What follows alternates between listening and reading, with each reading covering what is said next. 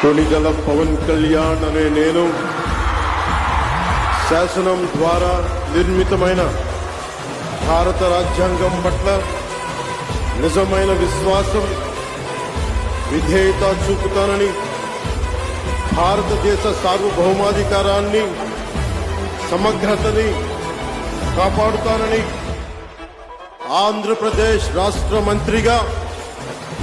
నా కర్తవ్యాలను శ్రద్ధతో, అంతఃకరణ శుద్ధితో నిర్వహిస్తానని, భయం గాని, పక్షపాతం గాని, రాగద్వేషాలు గాని లేకుండా రాజ్యాంగాన్ని, శాసనాలని అనుసరించి ప్రజలందరికీ న్యాయం చేకూరుస్తానని దైవ సాక్షిగా ప్రమాణం చేస్తాను.